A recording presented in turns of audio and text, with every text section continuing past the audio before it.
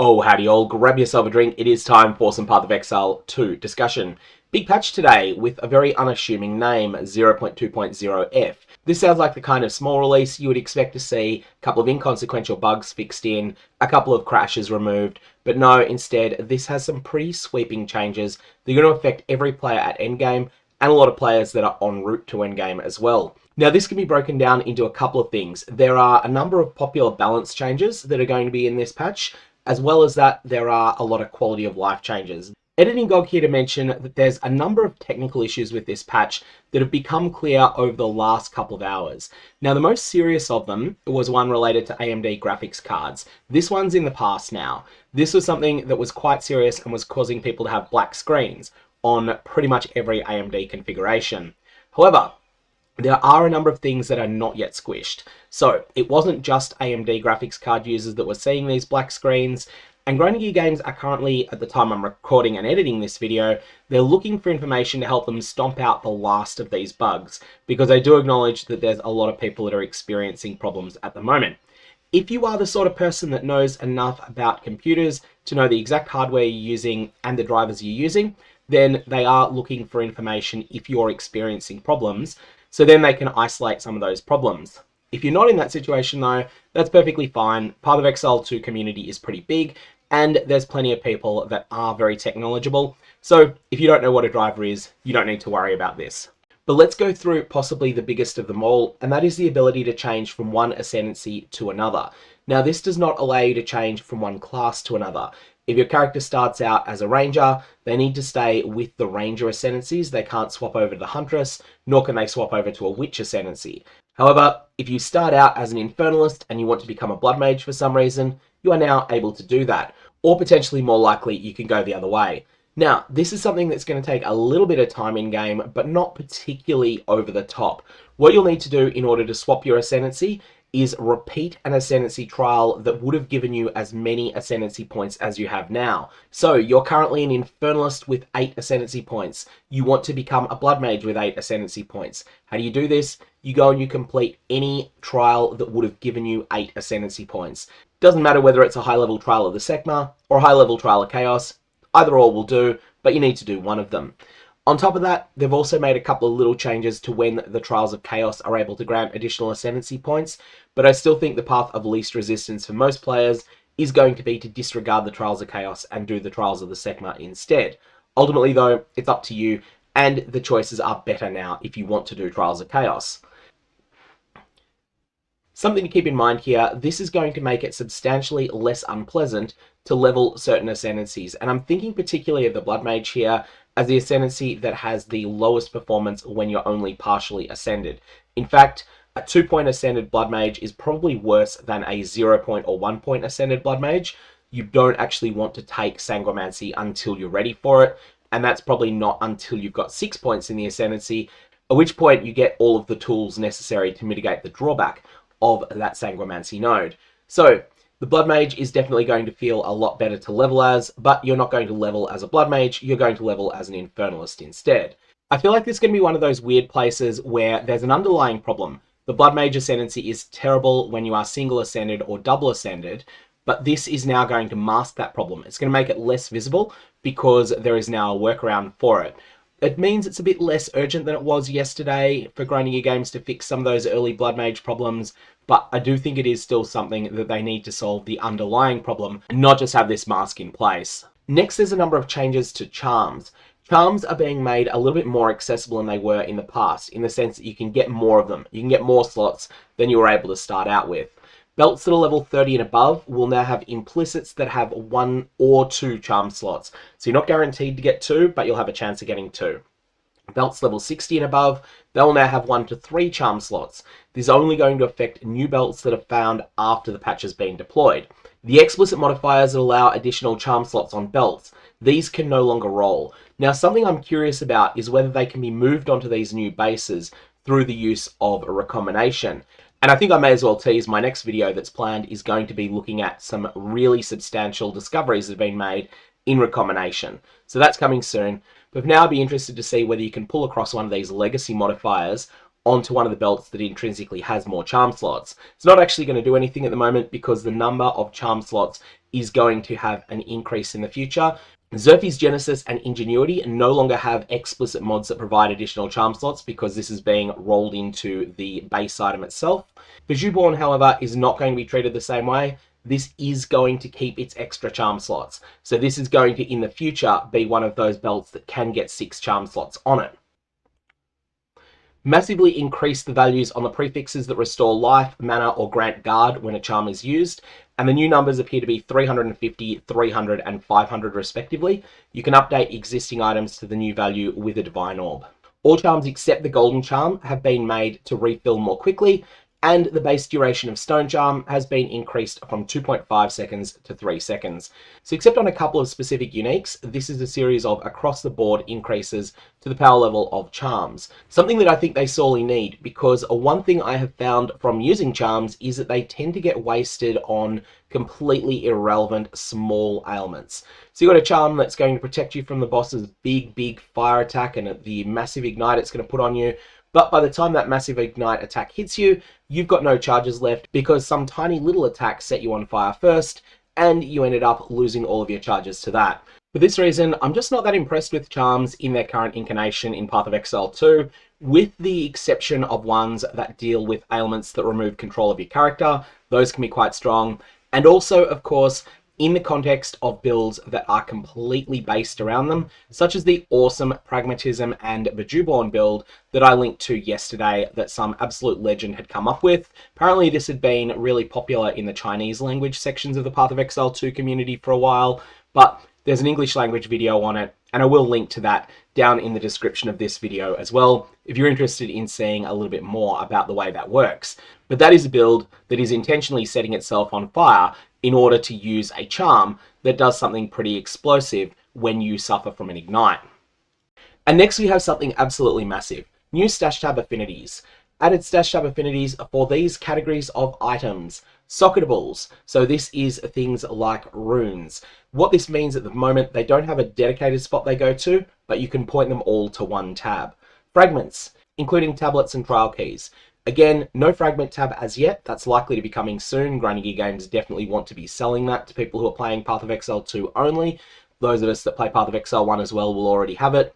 But this means that you can divert all of the fragments that you control-click out of your inventory into your stash. You can divert them all to one place.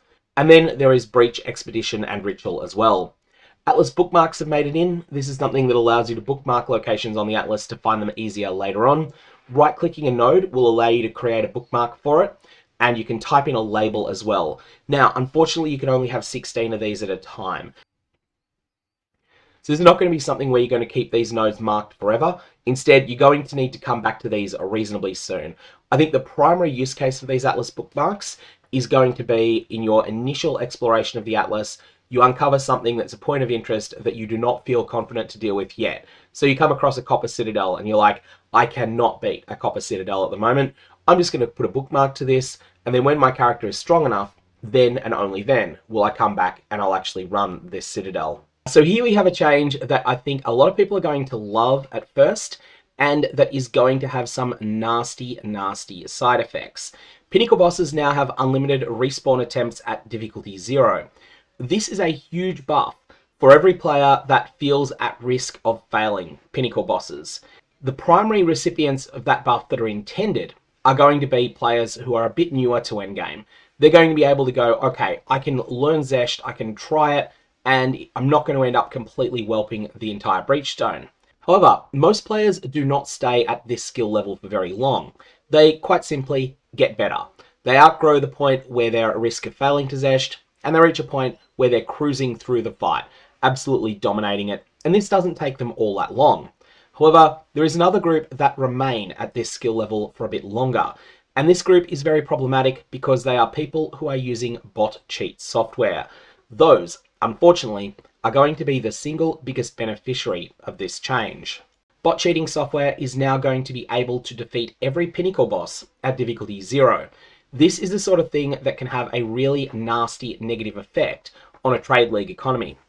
Ultimately, I think that this is going to be one of those cases where if you're playing in solo self-found, The good absolutely outweighs the bad of this change. If you're playing in Trade League though, I think you might find that whilst this is going to feel fantastic the first couple of times it comes up, over time, this might not be something that you'll be too happy with, especially once patch 1.0.0 comes around and the game goes fully free to play, which will then mean that there's less of a burden in order for bot cheaters to get a new account up to endgame. What happens when bots are out of control and they're able to just buy all of the access tokens to Pinnacle Bosses and run them is that those Pinnacle Boss access tokens go up in price, the value of the loot that comes from them goes down in price, and essentially bossing ends up all of the profits of it go to those bot cheaters. Now this is only going to apply at difficulty 0, so what I think we'll end up seeing is a new equilibrium being reached, where running bosses at difficulty 0 ends up being net neutral or even a loss, but the rewards are still there if you can beat them at the higher difficulties. Is this a good thing overall? Ultimately, that's just going to be a matter of opinion. I'm very apprehensive about this change though, and I'm already imagining the future Reddit threads it's going to spawn. This will probably mostly be from people that are currently thinking, hey, this is a great change. The future Reddit threads will look like this. Grinding gear games need to up the loot on Pinnacle Bosses or need to decrease the cost to access them because they're just not worth it at the moment. Or people will be saying, Pinnacle Bosses are a lottery, either you get whatever the chase item is for that boss, or you end up getting completely and utterly hosed. That's where I think this is going to end up leading us. So there's positives and negatives to this if you play in Trade League. If you play in Solo Self-Found, it's probably all positive. And ultimately, it's just going to be a matter of personal opinion whether the positives or the negatives end up being bigger overall. Next, Tower and Hideout maps will now have a higher minimum number of rare monsters that can spawn, and the final one that's there, if you elect to kill all of them, the final one that's there will probably drop an additional map of the same tier. It's not guaranteed unless you've got a certain minimum threshold for percentage chance to drop additional waystones, but there's a really good chance that you'll get one. And one of those really simple quality of life things, UI tracking for rare and unique monsters in unique maps, tower maps, and hideout maps. The next section is called crafting changes, but really this is runes and socketable changes. As each new rune tier is unlocked, which are at level 31 and 52, then at that point, the lower tier runes are just going to stop dropping. So this means that once you start getting somewhere in Act 5, every rune that drops for you will be one of the greater rune tiers. Additionally, there will be more greater runes that drop than there were before the patch, but it's not going to be as many as the total number of runes that you're getting before the patch, because the lesser and medium runes will stop dropping. Now, Rogue Exiles will always have appropriate tier runes socketed, which means that they're actually going to be a little bit harder, and ultimately I don't think this is often going to improve the loot that they have. Scepters also can now have sockets, and they will also be able to be used in conjunction with talismans as well. These are intended as a new scaling axis for minions in the late game. Totems are next. Grinding gear games consider these too squishy. They're doing something about it. They're making them substantially more tanky, but the tankiness comes in the form of increasing their elemental and chaos resistances. Not quite sending them all the way to the moon, but sending them about 3/4 of the way there. So gem level 20, you're looking 75% tri-rares and 35% chaos rares on your totems. Additionally, Ironwood support grants you the ability to scale this a little bit further. Light Stun is next. Now, Light Stun is something that's getting nerfed when monsters apply it to players, and this nerf is primarily focused for cruel difficulty and endgame. The amount of stun damage enemies deal, and also increasing the minimum that they must deal in order to light stun you, these are both being changed in ways that will make players feel stronger and be less likely to be stunned. Additionally, elemental, chaos, and range stun damage has been penalized further, so you're more likely to get stunned by physical attacks, especially close range ones, than you are by various stray projectiles that are flying around. These changes do not apply to players that are inflicting stuns on enemies. Now, if you're an energy shield character, there's going to be a new cluster that's added to the tree that will allow you to invest into stun and ailment threshold that is based upon your energy shield. This is going to be close to chaos inoculation on the tree. They also have future plans to add more stun mitigation here, but that's not something that's been done as yet. Player changes come up next. These are mostly very small buffs that are taking place. Shard Scavenger is going to get a little bit of an extra buff to it. Okay, so Shockwave Totem needs to be talked about a bit here. This is getting quite a lot of changes made to it, and they're pretty important ones. This gem is not being redesigned per se, but it's a pretty big suite of changes for something that happens mid-league. However, for the vast majority of players, this is going to be a buff. This gem is now going to attack much faster. It's going to attack twice as fast at 0 gem quality. However, at higher gem quality, it's not going to be quite doubled. At very high gem quality, specifically 30%, you're going to be looking at about 80% faster attacks. Then the damage that it deals is being nerfed by 44.4%. Essentially, you're dividing by 1.8 in damage, and you're multiplying by something between 1.8 and 2 in terms of how frequently it's going to be landing its swings. All in all, this is going to be a buff because it's going to decrease the amount of time between you initially pressing a button and you applying damage to the enemy. Although there will definitely be some circumstances in which you would have preferred the old behavior. Frozen Locust can now be used to interrupt what you're doing on other skills, kind of like a dodge roll can. Releasing Raised Shield and Shield Bashes will now allow you to slap a monster that's near you when you block something that's coming from far away. So basically, you're no longer forced to counterattack against the monster that hit you. You can counterattack against someone else instead. Stormlance can now be used in conjunction with ground effect-based supports. Raised Shield can now be supported by Concentrated Effect, and Fire Exposure and Lightning Exposure supports, they had some wrong text on them. This only came up in corner cases where you were able to deal damage to non-enemies. In those situations, then these gems were telling you the wrong thing that they did. They're now being updated to clarify that if you somehow manage to hit yourself with a skill that has got this on it, or if you manage to hit an ally with a skill that's got this on it, then you will be able to apply the exposure effects to them as well. Whirlwind Lance is receiving clarification text. This is not a change in how it works, that it's going to deal melee damage when the whirlwind collapses. Arc is getting some visual upgrades, and Glacial Lance is now able to chain off terrain if you're able to spec into abilities that let you chain off terrain. And now we have a section that is all over the place. This is one of those sections just called Improvements and Other Changes that has a couple of balance changes, a couple of quality of life things, all sorts of weird and wonderful stuff. So there's a quality of life improvement to the gem cutting interface, and then we have this major quality of life improvement. Rarity borders to items that are available to purchase from vendors. Rarity borders are something that might look a little bit ugly, but they're extremely useful because they let you see immediately, I'm interested in this item, or I am definitely not interested in this item. It's almost like these would be something that could apply to monsters as well, but hey, that's another discussion to have. These are going to be something that is going to make interacting with vendors a lot more user-friendly. Greater Rune of Tithing is getting the change that it really needed. I have no idea how this went live with 1 to 10, but it's no longer going to be complete and utter trash in every imaginable circumstance. Instead, it's going to be one of those thorny questions whether you want to use it or not. 1 to 100 Lightning Thorns damage is something that's at least intriguing and something that someone might want to use once in a blue moon. 1 to 10 was complete and utter trash. Attribute runes were released a little bit before they were finished. They're now going to vendor properly, and on top of that, they can be reforged up into their higher tiers. Breach hands can now drop splinters at all levels, and shrines are now easier to click on. This last one is something that has been really irking a lot of people, myself included.